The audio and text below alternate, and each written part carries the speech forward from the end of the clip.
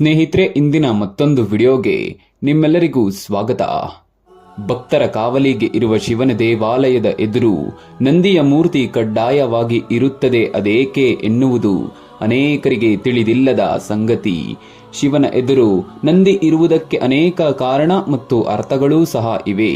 ಅವುಗಳ ಕುರಿತು ಒಂದಿಷ್ಟು ಮಾಹಿತಿಯನ್ನು ನೀಡ್ತೀನಿ. ಇದಕ್ಕೂ ಮುನ್ನ ನಮ್ಮ ಚಾನಲ್ ಅನ್ನು ಈಗಲೇ ಸಬ್ಸ್ಕ್ರೈಬ್ ಮಾಡಿಕೊಳ್ಳಿ.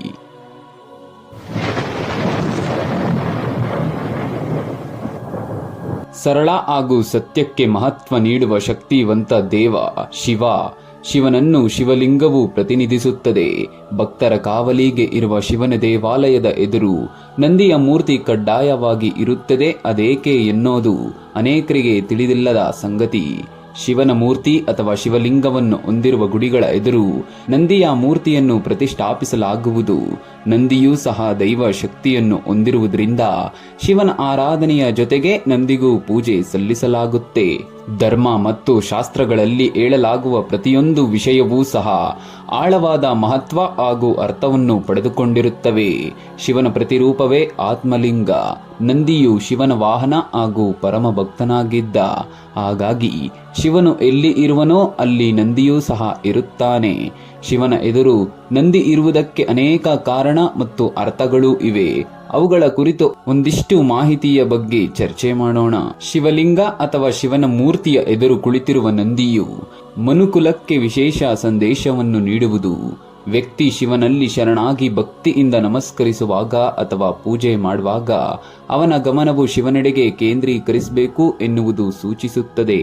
ನಂದಿಯು ದೇಗುಲದ ಎದುರು ಕುಳಿತು ಶಿವನನ್ನು ನೋಡುವುದು ಸೃಷ್ಟಿಯಲ್ಲಿ ಇರುವ ಎಲ್ಲಾ ಸಂಗತಿಗಳು ಏಕತೆ ಮತ್ತು ದೈವತ್ವದೊಂದಿಗೆ ಒಬ್ಬರ ಗುರುತುಗಳನ್ನು ಅರಿತುಕೊಳ್ಳುವುದು ಜೀವನದ ಉದ್ದೇಶ ಆಗಬೇಕು ಎನ್ನುವ ಅರ್ಥವನ್ನು ಸೂಚಿಸುತ್ತೆ. ನಮ್ಮ ಸುತ್ತಮುತ್ತಲಲ್ಲಿ ಇರುವ ಪ್ರತಿಯೊಂದು ವಸ್ತು ಹಾಗೂ ಜೀವಿಯಲ್ಲೂ ದೇವರನ್ನು ಕಾಣಬೇಕು. ಆಗ ನಾವು ನಮ್ಮ ಮನಸ್ಸಿನಲ್ಲಿ ಇರುವ ಕೆಟ್ಟ ಗುಣಗಳನ್ನು ದೂರ ಇಡುತ್ತೇವೆ, ಒಳ್ಳೆಯ ಸಂಗತಿಗಳಿಗೆ ಆಕರ್ಷಿತರಾಗ್ತೇವೆ. ಜೊತೆಗೆ ನಮ್ಮಿಂದ ಇತರರಿಗೆ ಆದಷ್ಟು ಒಳಿತಾಗುವಂತೆ ಮಾಡಲು ಪ್ರಯತ್ನಿಸುತ್ತೇವೆ.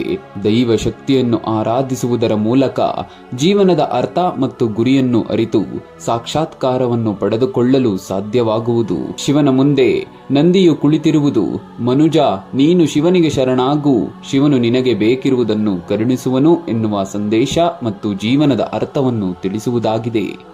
ಇಂದು ಧರ್ಮ ಹಾಗೂ ಆಚರಣೆಯಲ್ಲಿ ವಿಭಿನ್ನವಾದ ಬಗೆಗಳು ಹಾಗೂ ಸತ್ಯಗಳು ಇರುವುದನ್ನು ಕಾಣಬಹುದು. ಶಿವಲಿಂಗ ಮತ್ತು ನಂದಿಯ ಮೂರ್ತಿಗೆ ಸಂಬಂಧಿಸಿದಂತೆ ಅನೇಕ ಆಚರಣೆ ಹಾಗೂ ನಿಯಮಗಳನ್ನು ಅನುಸರಿಸಲಾಗುವುದು.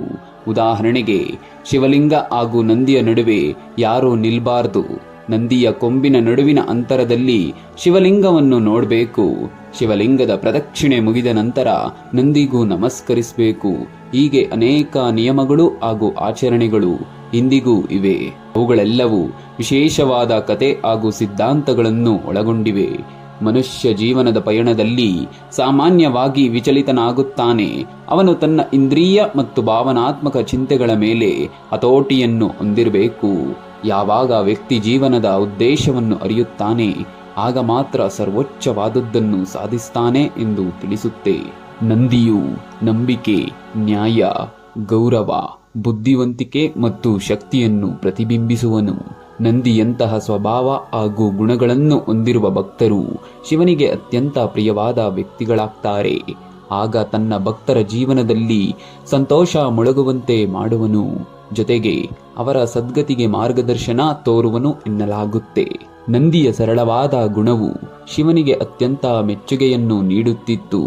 ನಂದಿಯ ನಿಸ್ವಾರ್ಥ ಭಕ್ತಿಯನ್ನು ಶಿವನನ್ನು ಆಕರ್ಷಿಸಿತು. ಈ ಕಾರಣದಿಂದಲೇ ಶಿವನು ತನ್ನ ವಾಹನವನ್ನಾಗಿ ತಾಂಡವ ನೃತ್ಯ ಮಾಡುವಾಗ ಸಂಗೀತ ನುಡಿಸುವ ಸಂಗೀತಗಾರನಾಗಿ ಹಾಗೂ ತಾನು ಎಲ್ಲೆಲ್ಲಿ ಇರುತ್ತೇನೋ ಅಲ್ಲೆಲ್ಲ ತನ್ನ ಜೊತೆಯಲ್ಲಿಯೇ ನಂದಿಯನ್ನು ಕರೆದೊಯ್ಯುತ್ತಿದ್ದನು.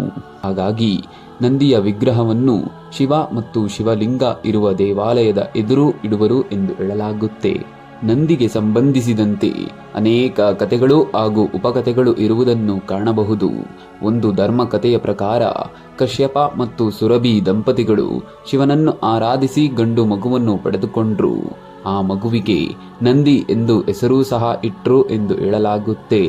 ಇನ್ನೊಂದು ಕಥೆಯ ಪ್ರಕಾರ ಶಿಲಾದ್ ಎನ್ನುವ ಋಷಿಯು ಶಿವನನ್ನು ಆರಾಧಿಸಿ ಗಂಡು ಮಗುವನ್ನು ಪಡೆದನು.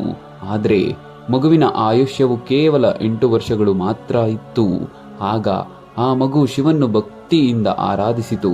ನಂತರ ಶಿವನು ಬಾಲಕನ ಭಕ್ತಿಗೆ ಮೆಚ್ಚಿ ಅವನನ್ನು ಅರ್ಧ ಮನುಷ್ಯ ಹಾಗೂ ಅರ್ಧ ನಂದಿಯಾಗಿ ಇರುವಂತೆ ಆಶೀರ್ವದಿಸಿದನು. ಅಂದಿನಿಂದ ನಂದಿಯು ಶಿವನ ಭಕ್ತನಾಗಿ ಶಿವನ ಗಣದಲ್ಲಿ ಒಬ್ಬನಾಗಿ ಉಳಿದನು ಎಂದು ಹೇಳಲಾಗುವುದು. ವಂದನೆಗಳು. ಜೈ ಕರ್ನಾಟಕ.